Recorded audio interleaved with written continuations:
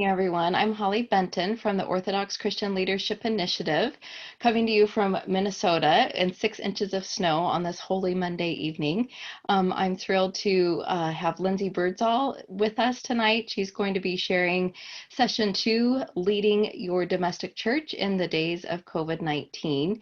Thrilled to have you, Lindsay. Our organization exists to nurture servant leadership, increase generosity, and increase social action with clergy and laity working together on local, regional, and national levels.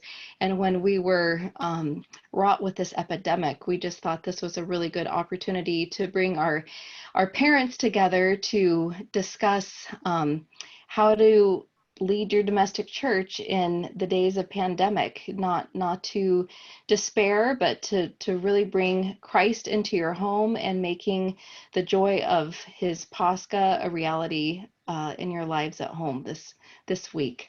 Lindsay Birdsall is from Louisville, Kentucky. She's the youth director at St. Michael's Orthodox Church, Antiochian Orthodox Church in Louisville, Kentucky.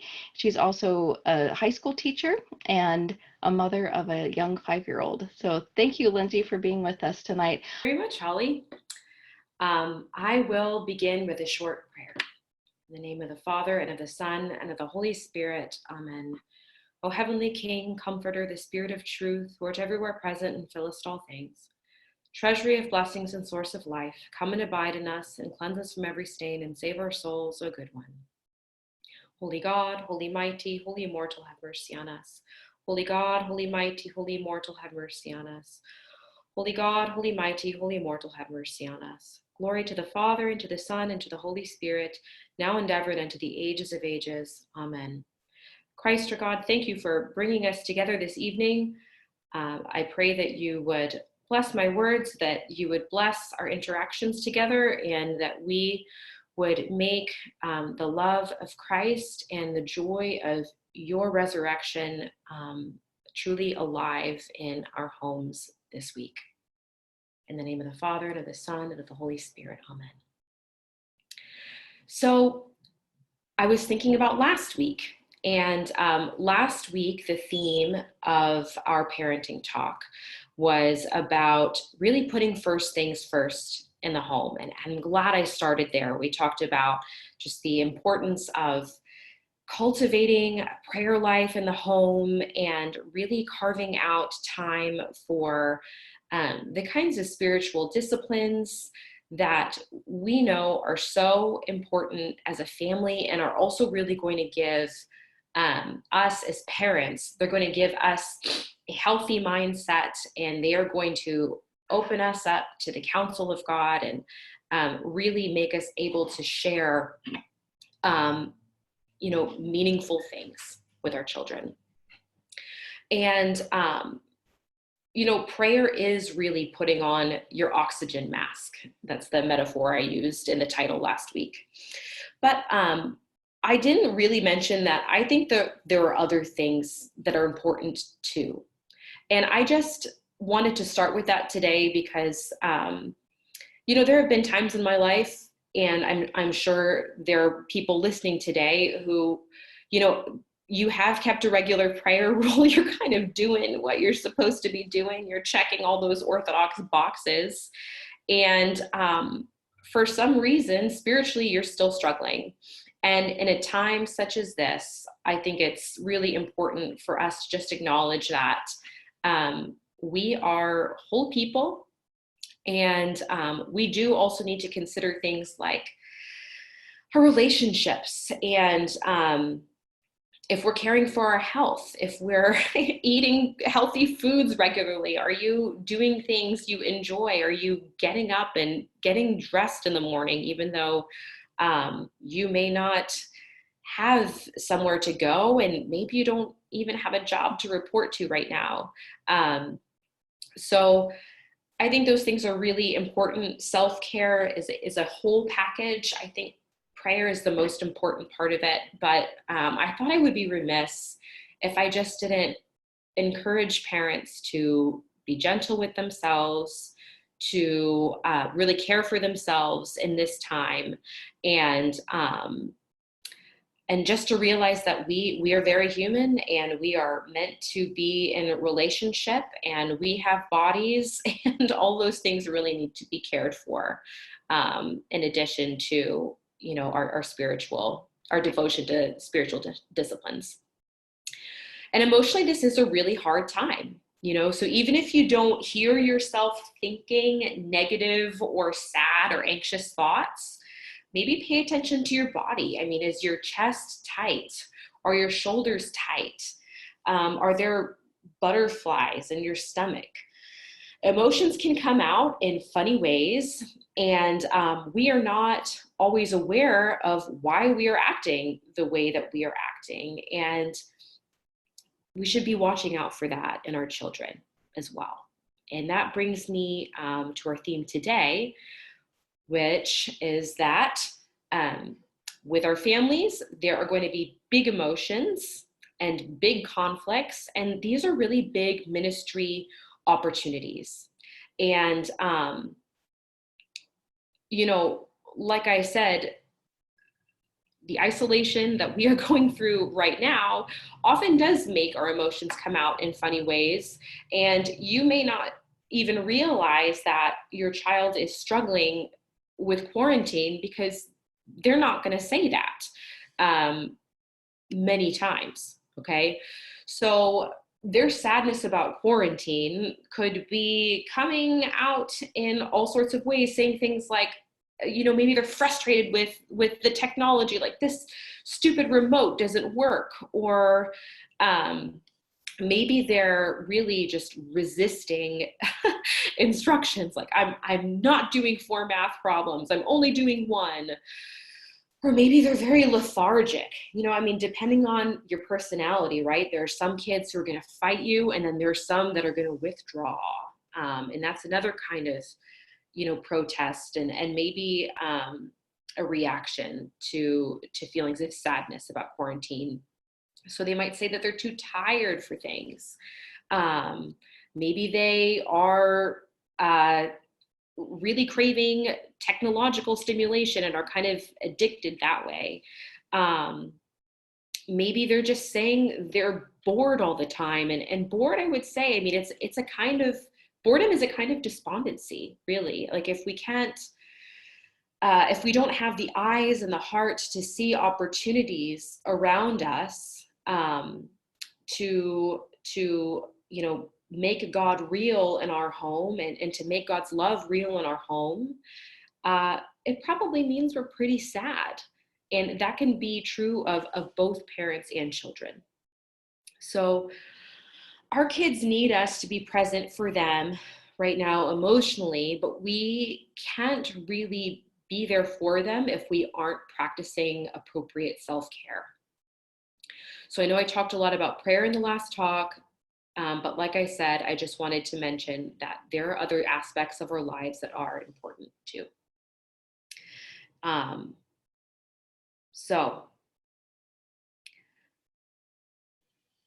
If emotions are running high in your household right now, you're not alone. And the question that we're exploring is, how can we love and lead our children in a Christ-like way when their feelings and behaviors seem unmanageable? And maybe they are right now. And I would say you're taking a great step tonight by taking some of your time to reflect on your practices as a parent.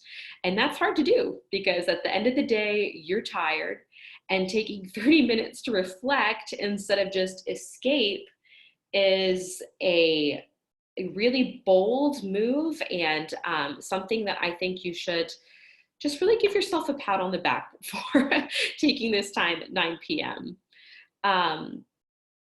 This is a really great time. Like 9 p.m. I would say is often when I'm strategizing as a parent. It's really hard to parent in the moment, to be in the moment, to always know what the right thing is to do. So I just want to encourage you right now, to think back on your day and the last couple weeks, and maybe think about a behavior or an emotional sort of reaction or a habit in your children that's perplexing you. And maybe there are many. And you could just take a moment right now to maybe even jot those down. And we'll devote some of our time this evening to really thinking about what your strategies in response to those behaviors or emotional responses or bad habits are going to be. So I'll give you a few minutes. I'm going to think about my own, actually. I told Holly that I really wanted to do this topic because I thought it was useful for me in the moment.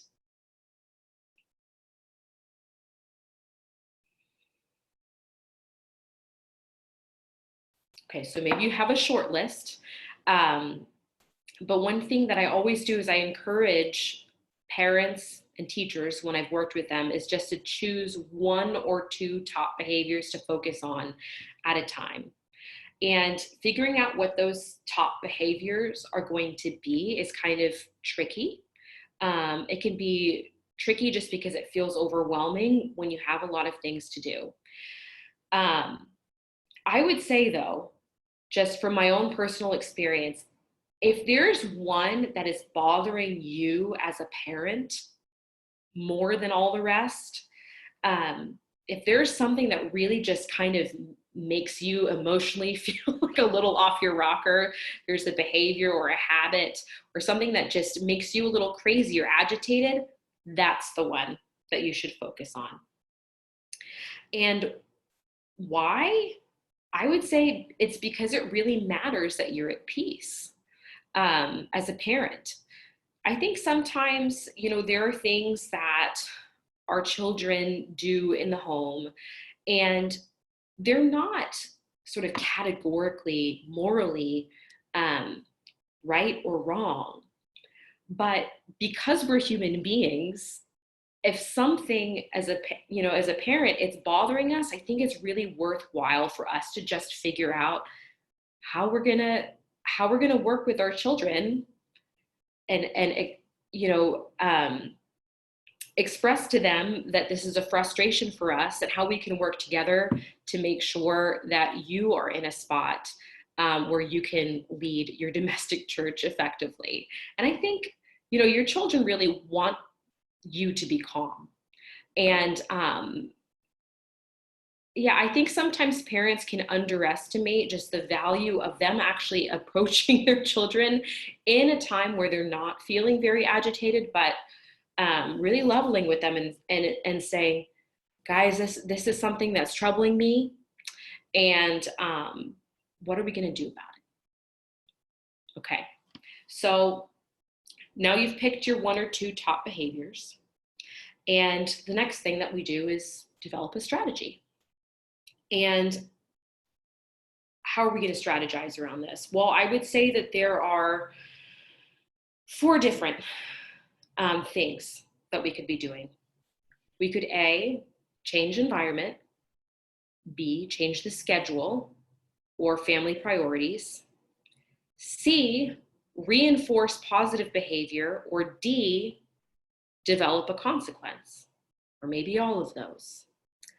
And notice, okay, on my list of 4, develop a consequence actually came last.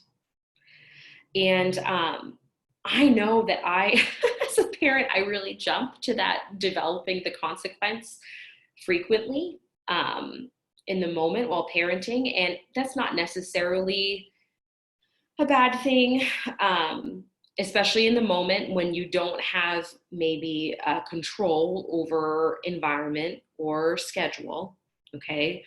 But during this time at 9 p.m., right, we really could be thinking about how we model and how we remove temptations in our own environment, and especially any temptations that aren't really age appropriate for our children.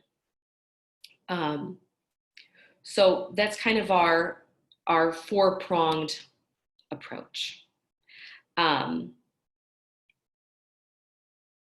So changing the environment. An example here Um, as somebody who is recently trying to eat much more healthfully than I was before, I know that I can't have lots of sweets and tempting snacks in the house. That's really hard for me.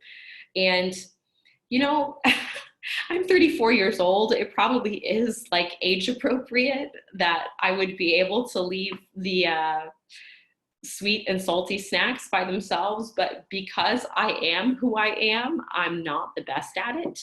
Um, so, one way that I can kind of be kind to myself and work with myself is change my environment and try not to have too much of that stuff around so I can do what I'm supposed to be doing. Another huge one, I think, with our children is access to technology. Unrestrained access to technology, it's really not an appropriate environment for a teenager. Their brains are different than an adult brain. I know in so many ways, like they can come off like they're grown, but the front of their brain that has to do with like impulse control and long range planning, it's not fully developed yet. So if a teenager has constant access to technology, I would say that's really not an age appropriate environment for them to be in. And for you as a parent to constantly be in that battle and that back and forth about whether it's appropriate for them to be using a device, I mean, that is exhausting. So you could think about what your boundaries are for that. And there's some, I mean, I'm not going to go into that too much, especially I think during this session.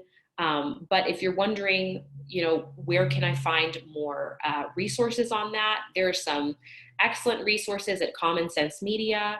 The American Academy of Pediatrics actually has some really great guidelines and a family screen time planner. There's also a website called screenagers.com. And this is Screenagers is the name of a documentary. We actually screened it at our church last year. And it's a really great documentary, really informative. And they have a lot of research. They have a lot of resources there at that website that could help you in creating a more age-appropriate environment for your child or your teenager, and one that's going to be eliminating temptations for them that aren't really age appropriate, things that they should not be struggling with constantly. So changing environment is one strategy. Changing your schedule or your family priorities, reinforcing positive behavior, or developing relationships, I would say. Those are kind of on the same par, and then developing a consequence. So we're going to focus now on those last two interventions, okay? Offering children relationship and positive feedback, and also developing consequences for misbehaviors.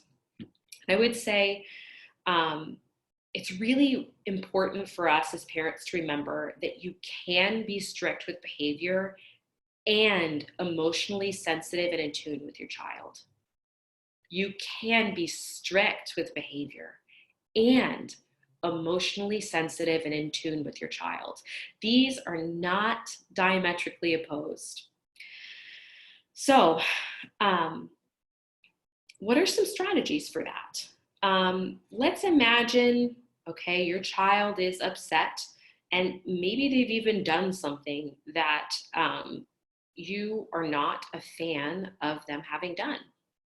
Well, one of the strategies here is connect before you correct. You connect with your child on an emotional level. You acknowledge them as people and their presence before you correct the behavior. Okay? This can be a little scary for some of us. I would say for myself, I have a lot of experience in the classroom where definitely you're focusing mostly on behavior, on output, on performance. Okay, so this was not comfortable for me as a parent. I'm growing more comfortable with it. But you can connect with your child by actually naming the emotion that they are going through, and naming it can actually tame it. So you can say something like, wow, you look really angry, or your teacher really made you mad today, or you were really upset at your brother, weren't you? Or even, how did that make you feel? Or tell me more about this. Now, the ultimate purpose of these strategies is really so that our children can learn the difference between I feel this and I am this. Okay, so they can say, I feel angry, and not I am angry. You know, that kind of permanent, I am angry. Or I feel angry at my sister, not I am the enemy of my sister. Okay. The ultimate purpose is that they will learn how to respond to their emotions appropriately. But they really do need first to be heard without judgment or even immediate correction. Okay. Just that kind of emotional soothing piece to hear your child first is important. They also might tell you something that you actually just didn't realize or understand too, that puts more perspective on the situation before you launch into correcting them. So you can name that emotion, connect with your child. You could ask a question. You could say something like, what happened? Or, are you okay? I have a couple anecdotes that I think are really beautiful examples of this one, of this strategy. One of them is in the book, Parenting Toward the Kingdom by sorry, he's not father. He would probably laugh at the fact that I called him father. This is by Dr. Philip Mamalakis. He wrote Parenting Toward the Kingdom. He includes an anecdote in there about how he came home from work one day and he found his daughter standing on top of the dining room table. And this was his third child. And there were a lot of small children at the time in the house. So he mentions that there are like a couple babies grazing under the table. I assume he's meaning like they were grazing on leftover lunch, you know. And his middle child is there standing on top of the table. And as soon as he comes in the door, the older two girls are pointing fingers at her and saying, she's just doing this for attention. And, the accusations are flying.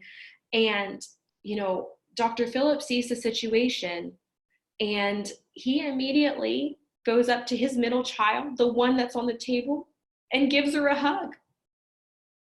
Now, believe me, okay, he has a pretty strict no standing on the tables rule in his household. But he could tell by the situation. I mean, the behavior was just so bizarre, so outlandish. And there was clearly, sibling tension there and tension in the relationships, that he just went and he diffused it first with a hug. And, he mentions in the book that he takes a moment, removes her from the table, sits her on his lap, and they have a little chat. And then he asks, why were you standing on the table? Like, that we don't stand on tables, right? And, he said that after that interaction, which ended up being fairly gentle, she never stood on the table ever again. So it was a pretty effective consequence, actually, for her to realize that her father, who loved her so much, saw her on top of the table. That was actually enough for her at that time. So connecting before you redirect is actually a really powerful strategy. Another one is, if you're busy doing something and you notice suddenly that your child has made a huge mess, maybe they've tracked mud in from the house or something like that. Rather than just moving to the correction, just acknowledge the child. Maybe they were working on something pretty cool outside that you didn't even know about, right? So you could say, hey, what were you doing outside? Did you get into the garden? Okay, try and pretend that you don't see the mud. I know that's hard if your emotional response is pretty ramped up, but try to stay calm, take those deep breaths, acknowledge your child, acknowledge, the project that they were working outside on in their muddy boots, and then draw their attention to the muddy track on the floor. And yes, a consequence is in order. But if you take that moment to connect with your child before freaking out about the mud prints in the kitchen, which, believe me, I know they're bothersome. If you take a moment to acknowledge your child, you will just get so much farther with them and you'll preserve the relationship.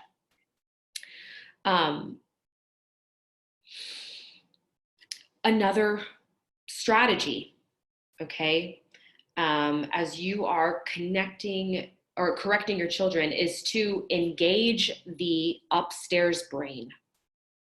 So what do I mean by the upstairs brain?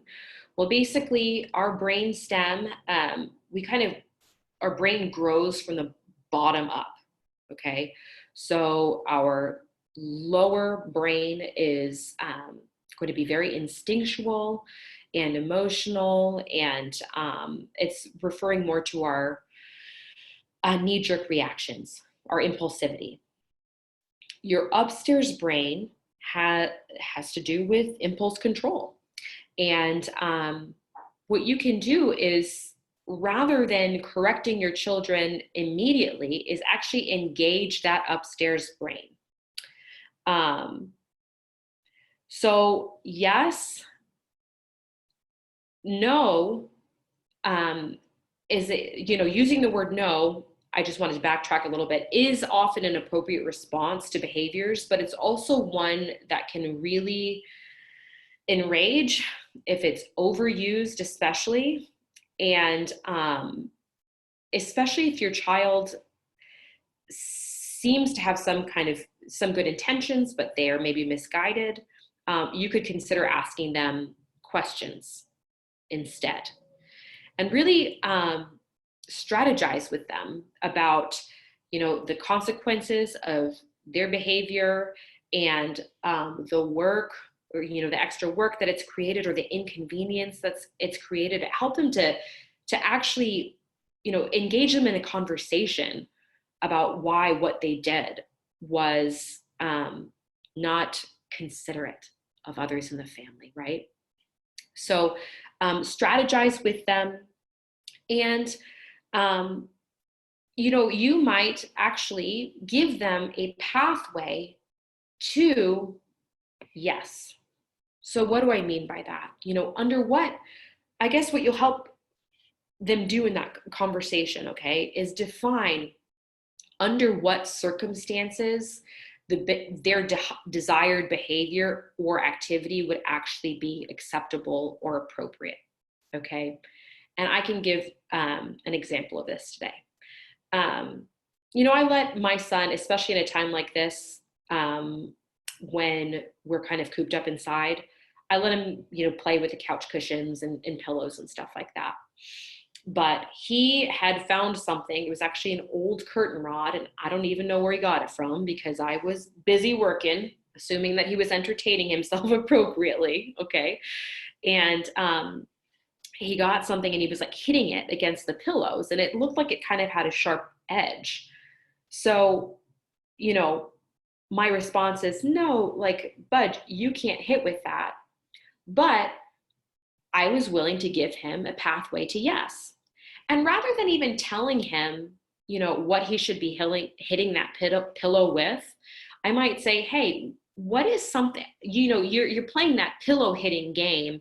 What's something that you can use that is not going to break and is not going to hurt the pillow? And he actually went and found something on his own, and he went and he put back the thing that I didn't want him to be using. Okay. So I did set a limit. But I think the fact that I engaged his upstairs brain in that situation and asked him questions about what he could do, what kind of choices he could make that would respect our limits as a family, that would respect our stuff in the home, but still accomplish his desire to, be a little boy and play this physical game. He was able to engage that question. And, for a 5-year-old, that's like actually pretty good. I think it's engaging that higher order thinking for him. And it's a little bit of a stretch. He might not have responded appropriately in that moment. And if he hadn't, I probably just would have had to grab that portion of the curtain rod away from him. But the fact is I gave him a chance to try it out, and he actually did quite well with it. He responded appropriately. And we didn't have to get into that power struggle. Okay.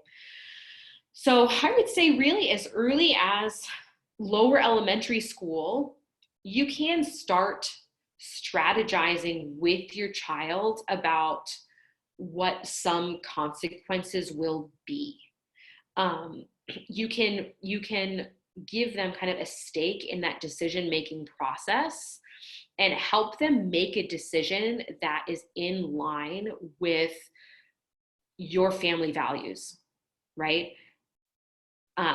So even if you're the one who's not exactly defining what the consequence is in that moment, you still can, through conversation, make sure it's something that is totally acceptable to you as a parent, but is also engaging that upstairs brain. All right. Another really powerful strategy that we have in our home that I think has both to do with this emotional connection piece and in the sort of behavioral piece, not allowing behaviors that are sinful or inconsiderate, right? One thing that we do is we do have a ritual in the evening of just reflecting on memories of the day together. We do try very hard to have consistent family meals. And I know this gets harder and harder as time goes on in the modern world. I guess maybe one benefit of quarantine is that people are realizing how beautiful and how important these meals are, okay? But just to have time together where people are reflecting on the highs and lows of their days. As parents, you can model this with your spouse. I would say that's really the most important thing at the dinner table. You may have children, especially if they're teenagers or even younger children who maybe aren't as experienced at having this kind of conversation, or maybe you've gotten out of the habit, right? So you model talking about those highs and lows, and maybe you even have a structure in the family where each person gets a chance to share about their highs and lows from the week. But I do think that it's really important that there's literally zero pressure on the child to share in front of the whole family, which is tough. I know when you're creating new traditions and family rituals, you really just want them to go well right away. And one thing that I have just really learned from experience, I think, is that I always try something out for 2 weeks before I decide if it's worked or not. 2 whole weeks. I know that's hard and maybe counterintuitive for some people, but I would say 2 weeks of really modeling and trying out a new ritual or strategy, that's the time that you need in order to see whether something is working or not. You have to have have patience and faith, and just to pray about things before you make judgments about them. So we have our family dinner time. We also have our prayer time in the evenings. And at the end of our prayer time, what we always actually do is we say one thing that we're grateful for. So this is actually after the end of prayers before we go to bed. We say one thing we're grateful for. And I sometimes use this part of the day to thank my son or my husband for something specific. And we also ask forgiveness of each other. And this is sometimes a part of the day too, where we've just had a warm ritual of story time and prayers, and we've had some hugs. So there's a lot of love going around.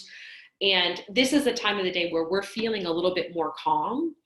And I will sometimes bring up in that moment some of the more, severe behavioral issues of the day. And I know it may seem weird to do that before bed, but I guess since we're always kind of asking forgiveness of each other at that point, at least in our home, we found a way for it to not be too contentious. And because we've just had that calm and that prayer time, I would say that we are in a state where we can use more of that upstairs brain, like I was saying. And I think just waiting until your family is in a calm place to address issues that have come up is a really powerful strategy. And we've just kind of built that into our evenings. Okay, so at this point, we're going to start talking about discipline and consequences. I know many of you, if you saw the title, I was talking about how this is about, big behaviors big emotions and big conflicts and that sort of thing. And maybe the first part of this talk felt a little soft for you, but I thought it was really important to start there. At this point, I think we can transition a little bit more into discipline and consequences. So I'd say with discipline, and it's really important that you don't get mad, but you also don't give in. Okay, and it's actually important to say things in a really positive way. I'm going to model what I'm going to ask you to do for your children. So I'm going to say, be patient and also stick to your family values. Okay, so consequences really for behaviors need to be implemented patiently and dispassionately. And patience is not putting up with bad behavior. Okay, I'll say that again. Patience is not putting up with bad behavior. Patience, what it actually is consistently intervening when you see bad behavior and doing that for as long as it takes without making your child carry your emotional baggage. Patience is consistently intervening when you see bad behavior and doing that for as long as you need to. Okay. And when I say as long as you need to, it could be years. And doing that without making your child carry your emotional baggage. So it's without shaming your child or really calling attention to the fact that you're feeling tired or frustrated. Okay. So consequences, in order for them to work, do need to also be implemented consistently. You do need to be watchful of your child and engaged with your child. And I would have to say, if, this can be more challenging if you have a really large family or you are homeschooling and trying to work with kids one-on-one, or if you are working outside the home, inside the home, like many of us are right now, this is hard to implement consequences consistently because they do stuff while we're not looking. So I would say if you can't be as engaged as you would like to be, it is very important that you focus on creating a yes environment. What do I mean by yes environment? It means that you are really thinking carefully about what is in your home and removing temptations for your children. So you don't get into situations that you can't manage. Okay, the environment, just the physical setup, the environment of your home really is important. And then I would say also, you may need to pick your battles if you're in a situation where you're stretched thin. Okay. So one thing that's important before you give a consequence as well is you really think about your instructions. You want to give clear instructions and give positive instructions. Okay, so what do I mean by clear instructions? Well, for instance, when you give a command like be careful, I would say to a lot of children, it doesn't really mean anything. I would say even maybe to a lot of teenage boys, be careful doesn't mean anything. You have to be clear with your language, define it. You might say something like, please use both hands when carrying the dishes to the dishwasher and only take one dish at a time. Or, if your child's room has been messy and disorganized for a long time, and there isn't really a designated spot for everything that's there, asking them to go clean their room, that might actually not be a clear instruction for them. They might not really understand what a clean room looks like for them, so, we want our children to struggle for themselves and to do things for themselves, but we don't want them to be by themselves. So you may really need to strategize with that child about what cleaning their room looks like. You might need to tell them, give them a list. You may need to also, ask them, like, if you have questions or if there's things where you don't know where it goes, write it down, put it on a list, something like that. And then I would also say another really important thing about giving instructions is that they should be positive, okay? So stop fighting is actually not a positive instruction. You want to try to say things like take turns, share, be patient, be loving, or come up with a solution that you both can agree to. Okay? So I think if you've met those criteria and your instructions to your children are pretty clear, okay? You should not be repeating yourself over and over and over again. Say it once, maybe say it again, and then take action. And that action is going to be the consequence. Now, what are appropriate consequences? This is an acronym that I took from Parenting Toward the Kingdom. I do believe it's in some other books as well. I think it's in a book called Simplicity Parenting. So it's kind of starting to become common knowledge. But we want our consequences to be abiding by the 3 R's, okay? 1, related. 2, reasonable.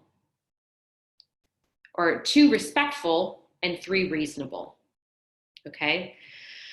So what do I mean by related?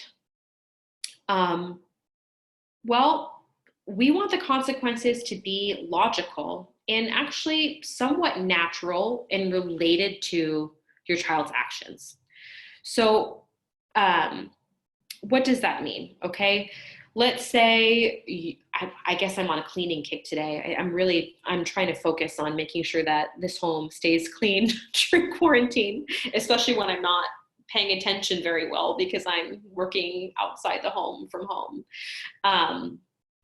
So, you may have told your child that they need to pick up their room and, or at least they need to put away their laundry and not leaving it out. Okay. And so it gets wrinkled. Okay. Well, a consequence that would probably not make sense is if you told your child, you can't go to piano because you left your clothes on the floor and they are now wrinkled. That could come off to them as maybe even seeming like a little bit revengeful or vindictive because they might not see the consequence. However, or they might not see the connection, is what I meant to say. However, I do think that there are ways to kind of tie those things together, right? You may say, our family's on a schedule. It's really important that you put your laundry away before you go to piano, because after piano, we have dinner and then we have prayers and then we go to bed. Okay. So all of a sudden they are seeing the connection between the fact that they have left their laundry on the floor and the rest of the evening for the family. And at that point, saying that you can't go to piano because you didn't pick up your laundry, it starts to make a little bit more sense because you've actually made that connection explicit for them. Okay? But I think other, maybe even better related consequences for not hanging up your clothes might be, maybe your child has never done ironing before, but they will be learning how to do ironing with you this weekend. Maybe your child is not allowed to have any friends or siblings play in their room until the clothes are hung up in the closet. And that would make sense because, if you're playing around in there, you could be making a mess, you could step on something, you could make things wrinkled even more because you're not being mindful of the clothes there, okay? If it's an older child, okay, after you've maybe dealt with that particular incident, maybe this is like a dinner time conversation or an evening conversation, you could engage that upstairs brain again and ask them, how do you want to store your clothes? Do you have too many clothes? Next time that it's time to shop, and I'm not saying that you go out and like buy your children new clothes, okay, because they left them on the floor. I'm not saying that at all.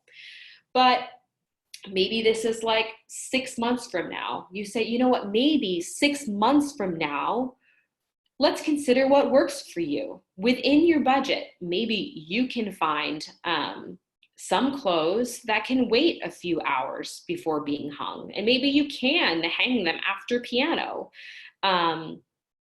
Maybe, you'll give them a budget, or maybe I'll pay the base. If being able to leave your clothes there is so important, I'll let you pay the extra for those wrinkle-free shirts, son. And if your older child doesn't want to pay for the extra wrinkle-free shirt, then you can really hold them accountable, because tidiness is a value in your family and you want them to look respectful and neat when they're out at school or at church. So if your older child doesn't want to use their earned money for a wrinkle-free shirt, then you can really hold them accountable to the fact that they need to hang up their shirt right after it comes out of the laundry. So I think we definitely have consequences lined up. They are related. And then we're also, especially for older children or teenagers, using that skill of engaging the upstairs brain, the one that is not so impulsive. Consequences should also be respectful. So what does respectful mean? You need to take care of your children and make sure that they're not in harm's way. Okay. So for me, all right, I wouldn't be, my son goes to a Catholic school. I wouldn't be sending him to school in the like super wrinkled up shirt. Just because I also feel like he might actually kind of get used to that. And I wouldn't want that to end up being his normal. I do want to respect him by developing his, aesthetic for order and that sort of thing. So I'm not really going to let him play around with that consequence, I guess. I'm not going to let him discover the natural consequences of not brushing his teeth. Cavities, root canal. No, that's not respectful of his body. I'm not going to let him discover the consequences of, eating half the cake. Or making him go to school in his pajamas because he refused to get dressed quickly enough. I would say that's humiliating. Am I going to set limits around getting dressed, and are there going to be consequences? Yes. Okay. But I would say that there are some consequences that end up being off the table because they could be either overly humiliating for your child, or B, just not really respectful of their development. Yeah. And finally, reasonable. That's the third R. So consequences should be reasonable. That means it's referring to the degree of severity, okay? And I would say if you're angry, this is going to be tough. If you need time to reflect or cool down, especially with an older child, it is 100% okay to tell them that you need some time to think about what the consequence will be. And frankly, that can actually be terrifying for them because they know that you care so much, that you really want to make a nice, well thought out, maybe a decision that you have prayed over as well. So you can take your time, and that's going to help you it's going to prevent you from coming up with a consequence that is overly harsh. So a reasonable consequence, like I said, often has to do with the degree of severity. So if your child, for instance, so in my household, you always have to have, you always have to have the living room picked up before you can have screen time. And that goes for adults and children. So toys have to be picked up before he can watch PBS. And,